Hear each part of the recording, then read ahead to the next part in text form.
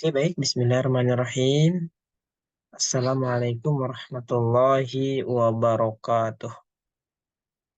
Jadi pada malam hari ini, saya akan mempresentasikan bagaimana tugas yang telah diberikan pada mata kuliah transformasi fasa. Jadi sebelum itu, perkenalkan, nama saya Firmansyah dengan NIM 20.01.011.029. Jadi pada kesempatan kali ini saya akan menjelaskan sedikit. Ini dengan judulnya pengantar diagram dan transformasi fasa. Jadi pada penjelasan kali ini, saya akan hanya menyampaikan sedikit mungkin mengenai gambaran bagaimana sih diagram dan bagaimana sih transformasi fasa itu sebenarnya. Dia hanya sebagai pengantar saya, sebagai gambaran saja. Oke, saya lanjutkan. Oke, pada slide pertama bisa kita lihat untuk rekan-rekan tadi yang nanti yang akan menonton. Di sini saya ambil kata kunci. Kan temanya tadi diagram dan transformasi fasa. Nah, kata kunci pertama yang akan saya ambil yaitu ada di si fasa itu sendiri. Kita kan sebelum kita tahu nih bagaimana diagramnya, transformasi itu seperti apa. Sebelumnya menurut saya kita harus tahu nih bagaimana sih fasa itu terlebih dahulu. Nah, di sini sudah saya cantumkan. Apa sih itu fasa sebenarnya? Saya kita lihat sama-sama di slide bahwa ternyata fasa adalah sejumlah zat yang homogen, baik secara kimia maupun fisika. Atau dapat juga dikatakan bahwa sebuah sistem yang homogen adalah suatu fasa. Nah, jadi ternyata teman-teman sebelum kita masuk ke diagram, ternyata fasa itu adalah zat yang homogen, teman-teman. Atau bisa juga dibalik, sistem yang homogen. Sehingga di sini dilanjutkan secara umum telah dikenal tiga kelompok fasa, yaitu fasa gas, fasa cair, dan fasa padat. Nah, ini sumbernya saya ambil dari salah satu teori, teman-teman. Dari salah satu paper. Jadi dia ternyata dikatakan pada umumnya yang telah kita kenal itu, teman-teman. Ternyata gas, cair, dan padat itu, itulah si fasa. Sehingga nanti akan lanjut dengan diagram dan transformasi apa yang terjadi pada tiga zat ini. Misalnya seperti itu. Oke, sekarang selanjutnya pada kata kunci kedua, ada diagram. Artinya kita tahu kan, bagaimana sih diagram fasa seperti itu. Di sini kita bisa melihat di slide, ternyata dalam kimia, fisik, mineralogi, dan teknik material, ada ini menjabarkan tentang diagram fasa. Memang digunakan diagram fasa di sini.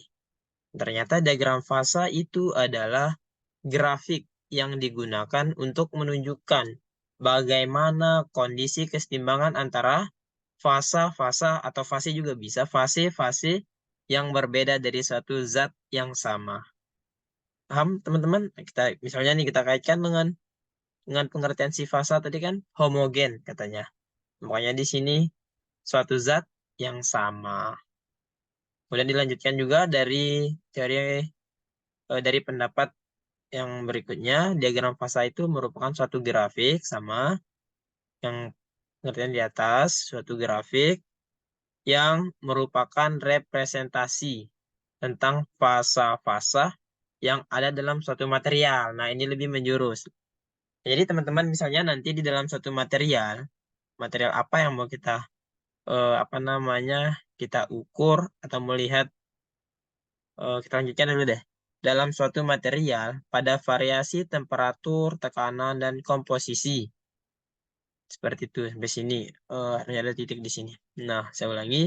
Ternyata diagram fasa adalah grafik yang merupakan representasi tentang fasa-fasa yang ada dalam suatu material, ada variasi temperatur, tekanan, dan komposisi. Di sini kita dapatkan kata kunci berikutnya. Ada temperatur, tekanan, dan komposisi. Sehingga ternyata nanti si diagram fasa, di sini kan sudah kata kunci kedua diagram fasa, teman-teman. Dia itu akan ada perbandingan temperatur, tekanan, dan komposisi. Nah, jadi nanti bisa kita lihat sama-sama bagaimana sih bentuk diagramnya, bagaimana sih bentuk si diagram fasa tersebut. Sehingga dilanjutkan dalam matematika dan fisika, diagram fasa juga mempunyai arti dengan ruang fase. Jadi nanti akan ada ruang-ruang berarti teman-teman. Oh, misalnya dari 3 komposisi di atas, cair, gas, padat. Oh, inilah posisinya dia ketika cair. Ini di padat dan ini ketika dalam bentuk gas. Sekarang saya lanjutkan. Kata kunci yang berikutnya ada transformasi. Jadi ada 3 yang saya ambil. Fasa, diagram fasa, dan transformasi fasa. Apa itu transformasi fasa? Ini dijelaskan. Perubahan keadaan fisik suatu zat dari satu fase ke fase lainnya. Paham nggak, teman-teman? Jadi di sini dia menerapkan kata kuncinya perubahan keadaan fisik. Tadi kan kita dapat di sini suatu material. Berarti material yang kita kita riset atau apapun itu atau sejenisnya, ternyata dia akan terjadi nih perubahan keadaan fisik dari satu fase ke fase lainnya. Terjadilah, itulah yang dinamakan transformasi fasa. Nah, di mana fasa mengacu pada keadaan materi. Contoh, atau seperti padat, cair, atau gas. Nah, misalnya dari padat ke cair, itu kan ada keadaan fisik yang berubah. Cair ke gas, ataupun gas ke padat, dan sebaliknya. Jadi seperti itu teman-teman untuk gambaran awalnya. Terus, jadi kan transformasi fasa terjadi ketika suhu, tekanan, atau komposisi yang mengalami perubahan. Jalan dengan yang dijabarkan dalam si diagram. Ya kan, ntar ada perbedaan suhu, perbedaan tekanan, ataupun komposisi yang diberikan, sehingga mengalami perubahan yang dapat mengakibatkan perubahan sifat fisik dari material ataupun zat tersebut. Jadi ini gambaran umum, gambaran awal teman-teman dari diagram dan transformasi fasa. Karena ini merupakan tema saya pada malam hari ini untuk memenuhi tugas tersebut. Oke, sekarang saya lanjutkan. Oh, nggak bisa kelihatan. Sekarang saya langsung masuk ke diagram fasa. Lupa saya jelaskan bahwa secara garis besar, diagram fasa ini nanti dibagi menjadi 2. Ada yang bentuknya 2D, terus bentuknya 3D atau 3D. Artinya, kalau 2D itu atau 2D itu, dia ada 2 variabel. Ada 2 pertimbangan atau 2 yang digunakan gitu lah teman-teman. Bisa kita lihat di slide. 2 perbandingan. Betul seperti itu. Yang pertama, yang sumbu X atau sumbu horizontal. Itu ada perbandingan temperatur. Terus yang vertikal ada pressure atau tekanan yang diberikan. Nah, jadi ini saya ambil contoh diagram fasa pada zat air. Karena pada umumnya kita pasti lebih mudah paham dengan apa yang ada di sekeliling kita. Sekarang saya coba contoh di air. Nah, di sini teman-teman, tadi kan ada disampaikan di awal, ada yang bersifat, ada fasa padat, cair, dan gas. Nah, di sini ternyata dia sudah dibagi. Solid ini artinya padat, liquid ini areanya cair, terus yang superheat steam ini yang berpindah dari cair ataupun solid padat ke dalam bentuk gas. Nah, jadi secara garis besar nanti gambarannya pada suatu material atau zat ketika dia terjadi perubahan fisik yang semisalnya titiknya ada di area padat, kemudian diberi perlakuan apapun itu sehingga dia bisa jadi berubah menjadi cair, bisa jadi langsung berubah ke dalam bentuk superheat steam atau dalam bentuk gas, dan begitu juga entah dari cair menjadi gas dan sebaliknya. Banyak contoh di sekeliling kita kalau kita lihat perubahan atau transformasi fasa pada air. Misalnya masak air hingga airnya mendidih kan, dari cair menjadi gas yang menguap gitu. Sehingga titiknya nanti bakalan berubah seperti itu. Oke, ini yang 2D. Si simple. Terus, nah yang kedua ada 3D. Kalau 3D, nanti ada 3 yang akan perbandingan yang akan dilihat, yang akan digunakan, yang akan diberlakukan. Bisa kita lihat di slide. Yang pertama, temperatur atau suhu yang diberikan. Yang kedua ada volume, bagaimana pengaruh volume, besar volume pada zat atau material. Ketiga ada tekanan. Ini tadi di 2D atau 2D itu hanya temperatur dan pressure atau suhu dan tekanan. Dan kalau yang 3D itu ada faktor volumenya, volume dari suatu material tersebut. Jadi nanti mungkin lebih jelasnya akan dibahas pada pertemuan berikutnya. Seperti itu, teman-teman. Jadi itu kan ada dua tadi. Yang pertama saya ulangi, ada diagram fasa yang 2D. Nah, ini yang sederhana, yang paling sederhana dan mudah kita mengerti. Namanya juga yang sederhana ya. Seperti itu. Dan yang kedua ada 3D. Lebih lengkap lah nanti bagaimana materialnya, bagaimana pengaruh volumenya, temperaturnya, pressure-nya. Yang pasti eh, namanya juga transformasi ya. Yang pasti nanti bakalan terjadi yang namanya perubahan fisik ini, teman-teman. Ini juga ada pembagian, ada solid, solid liquid. Sini kan ada transisi nih, dari solid ke liquid. Ada solid dan liquid nanti di tengah-tengahnya. Karena tidak mungkin material itu yang diberlakukan sesuatu langsung berubah secara drastis, instan, tidak. Jadi dia tidak tetap bakalan ada masa transisinya seperti itu. Kemudian ada critical point, sini juga ada vapor dan ada gas nanti. Jadi yang pasti solid, liquid, terus liquid gas ini bakalan tetap ada dalam yang namanya diagram fasa seperti itu. Mungkin tadi sudah saya jelaskan sedikit mengenai diagram dan transformasi fasa. Sekarang coba kita lihat contohnya, biar kita lebih tahu nih, lebih mengerti nih. Misalkan ditinjau dari suatu bejana yang diisi air, di mana temperaturnya dari 20 derajat Celcius hingga 100 derajat Celcius. Kemudian tekanan yang diberikan itu 1 atm. Seperti terlihat pada gambar di bawah. Oke, sekarang kita analisis gambarnya. Ada 5 stage. Stage 1, stage 2, stage 3, stage 4, dan stage 5.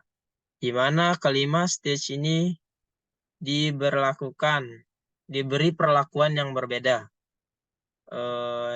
Sekarang coba kita lihat. Oke, tekanannya tekanan yang sama, 1 atm semua. Akan tetapi perlakuan yang berbeda yaitu di temperaturnya atau suhunya. Lihat stage pertama. Itu pada air. Oh, air yang dipanaskan. Air yang dipanaskan. Air yang dipanaskan dengan tekanan 1 atm pada temperatur 20 derajat Celcius. Apa yang terjadi? Oke, sekarang kita lihat yang stage kedua. Ini yang kuning ini airnya. Yang biru ini batasan. Seperti itu. Stage yang kedua. Itu masih sama.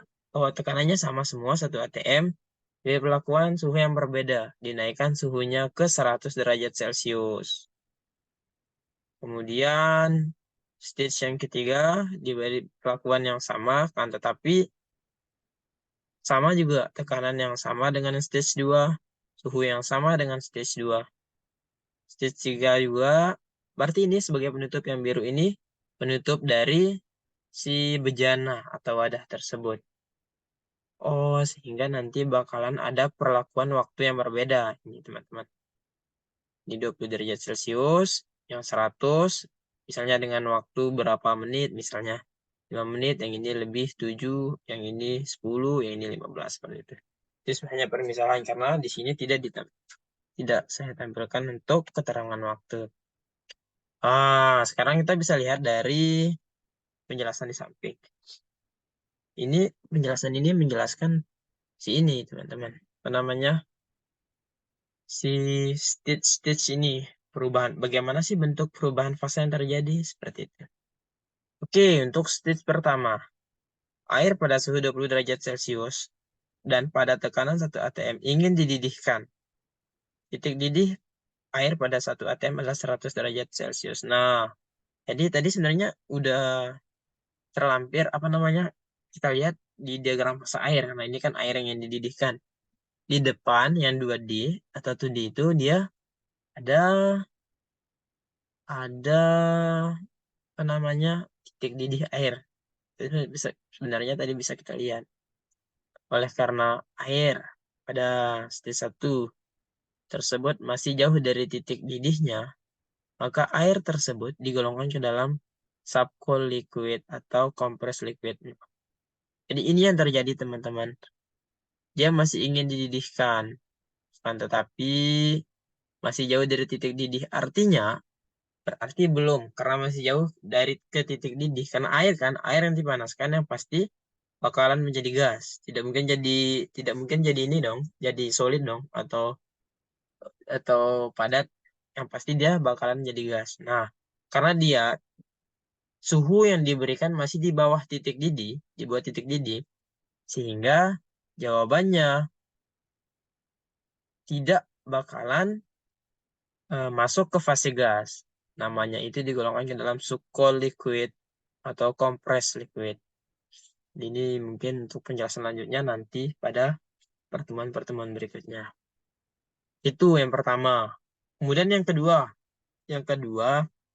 stage yang kedua ini pada tekanan 1 atm, tekanan yang sama, kemudian diberi suhu yang berbeda. Ditambahkan ternyata mohon maaf, jadi terjadi kesalahan share screen. Astaga, semoga bisa lanjut. Oke, saya lanjut. Jadi tadi, eh, kok diperbesar sih? Mm-mm. Nah, jadi tadi pada proses yang kedua. Nah, jadi dia, karena ditambahkan si suhunya, air masih tetap dalam fase cair, liquid, tetapi siap segera, siap atau segera menguap. Air dengan kondisi demikian disebut cairan jenuh. Paham nggak? Nah, jadi udah saya sampaikan di awal tadi, dia itu tidak bakalan secara langsung si air yang dibeli perlakuan tekanan 1 atm dan suhu 100 derajat Celcius tidak bakalan secara langsung berubah menjadi gas. Paham nggak? Jadi dia bakalan ada fase-fase transisi nanti. Jadi dia tidak bakalan langsung semuanya, mungkin sedikit demi sedikit akan berubah nih. Air menguap, akan menguap menjadi gas. Makanya di sini dikatakan siap atau segera menguap. Karena baru kan, ini baru awal. Tek, tek, suhunya ditambahkan, sehingga karena panas gitu kan, panas temperaturnya tinggi kan. Oh, dan yang pasti akan segera menguap. Air dengan kondisi tersebut disebut cairan jenuh atau satur liquid. Kemudian yang ketiga, stage yang ketiga. Kan dari stage ketiga, sebagian air dalam fase cair sudah menjadi uap. Berarti dalam sistem sekarang terdapat dua fasa. Air dalam fase cair, air dalam fase uap. Kita lihat. Nah, ternyata pada stage yang ketiga, tekanannya masih sama, suhunya masih sama. Akan tetapi, hmm, bukan sepertinya sih, memang ada waktu yang berbeda di sini. Artinya, di stage ketiga itu lebih lama diberi perlakuannya dibanding yang stage kedua. Stage kedua kan tadi kan baru baru diberi perlakuan, sehingga dia masih masih siap, masih segera. Nah, di stage ketiga ini dia sudah melalui beberapa waktu, beberapa menit misalnya. Nah, sehingga dia nanti akan ada uapan. Terdapat dua fasa di sini katanya dua fasa bisa kita lihat. Ada yang masih dalam bentuk air, cair atau liquid, dan ada yang sudah apa namanya mengembun. Nah, di sini terjadilah perubahan fasa. Ini contoh kecilnya teman-teman. Perubahan fasa atau si transformasi fasa tersebut. Misalnya timbul pertanyaan, kenapa sih di 100 derajat Celcius? Jawabannya itu karena memang titik didih air, lihat di slide pertama tadi, slide kedua. Nah, sini pikiran fase air. Titik didih air, yang pasti mendidih itu liquid kan, bukan solid kan? Ya, liquid. Titik didih air itu berada pada 100 derajat Celcius. Boiling point at room. Ini menjadi titik didih dari water atau air. Jadi dia sorry. Nah, jadi kalau di bawah 100 itu mungkin akan karena di sana kan sudah ada. Nah, ada juga di bawah-bawahnya ini ketika di bawah 100 bisa, tapi dengan jangka waktu yang lama gitu kan. Mm-mm. Jadi ada perbedaan di segi waktu lah seperti itu. Baru dia bisa menjadi gas, mencapai titik menguap, titik gas seperti itu. Jadi itu perbedaan stage kedua, stage ketiga. Sekarang stage keempat. Pada tekanan dan temperatur dari dijaga konstan atau tetap, sehingga sebagian uap siap segera akan mengembun. Uap demikian disebut dengan uap jenuh. Paham nggak? Jadi ternyata kalau di stage 4 ini dia lebih lama lagi dengan catatan temperatur dan tekanannya tetap tetap konstan ya, tidak berubah-ubah, tidak naik, tidak turun. Sehingga nanti dia akan mengembun. Berubahlah dia pada fase gas. Cuma yang pasti belum semua juga. Kecuali kita lanjutkan kepada stage kelima, panas terus saja diberikan kepada sistem dan suhu uap akan naik melebihi suhu didih air. Uap dengan kondisi demikian disebut uap lewat jenuh superheat vapor atau superheated steam. Superheated steam ini kan pada fase gas. Nah, jadi mungkin teman-teman juga udah pernah ya mungkin nggak semua sih. Ternyata air yang didiamkan, yang kemudian dipanaskan terus didiamkan, ya lama-lama dia bakalan jadi gas semua, teman-teman. Fase airnya hilang dengan waktu yang lama. Suhunya, kalau ini kan suhunya sama, 100 derajat Celcius. Di atas ini, di atas kan. Pada suhu di atas derajat 100 derajat Celcius, 1 atm, kemudian didiamkan lagi. Waktu yang lama yang pasti, dia bakalan menjadi uap air atau masuk ke fase gas. Dan ini contoh kecil yang di slide ini, inilah contoh kecil dari perubahan fasa atau transformasi fasa. Diagramnya tadi. Nah, fungsi si diagram apa sih? Nah, di si diagram ini dia menentukan di mana sih titik didihnya sudah di sini si air tersebut. Nanti mungkin lebih detailnya ada pada material-material lain ya, seperti baja dan lain-lain.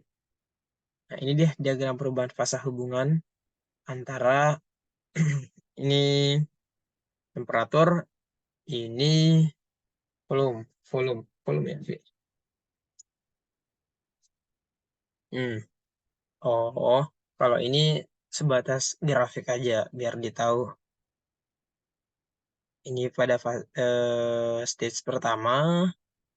Stage pertama kan belum terjadi apa-apa. Baru karena masih di bawah titik didih juga kan, 20. Masih jauh lah dari mendidih dan bentuknya gas. Stage kedua itu yang tadi 100 derajat Celcius. Dia sudah mencapai titik didih sehingga nanti bakalan terjadi yang namanya saturate atau mixture sampai titik didih ketiga. Sampai titik didih. Sampai stage ketiga. Hampir sama lah stage 2 dan stage ketiga ya. Yang pasti stage ketiga ini dia sudah nanti masuk ke sini sebelah, liquid sebelah, dan ada sebagian yang sudah di pada fase fase gas atau apa namanya mengembun seperti itu. Baru masuk stage 4, terjadilah superheat vapor sampai dengan stage 5. Habis sudah liquidnya di sini. Oke. Oke. Mungkin itu aja teman-teman, rekan-rekan yang menonton video ini. Untuk video ini sebatas gambaran umum lah, gambaran awal atau pengantar lah bagaimana sih diagram dan transformasi fasa ke depannya. Jadi poin pentingnya, intinya nanti pada diagram, pada transformasi fasa ini nanti kita bakalan mempelajari nih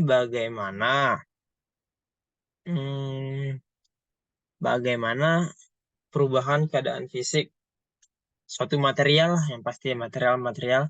Kalau di metalurgi akan banyak material yang kita pelajari.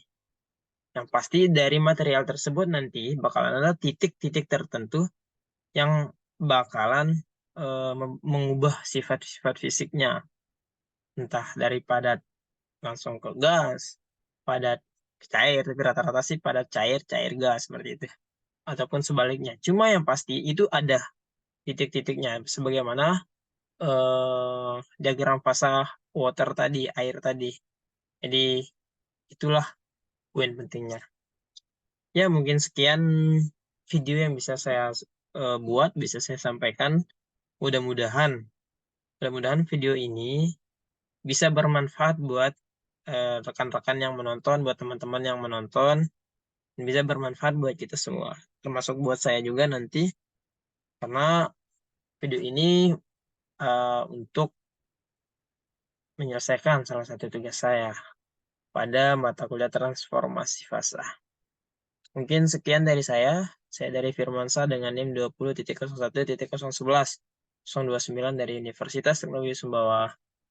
Terus program studi Teknik Metalurgi. Lebih dan kurangnya saya mohon maaf. Wassalamualaikum warahmatullahi wabarakatuh.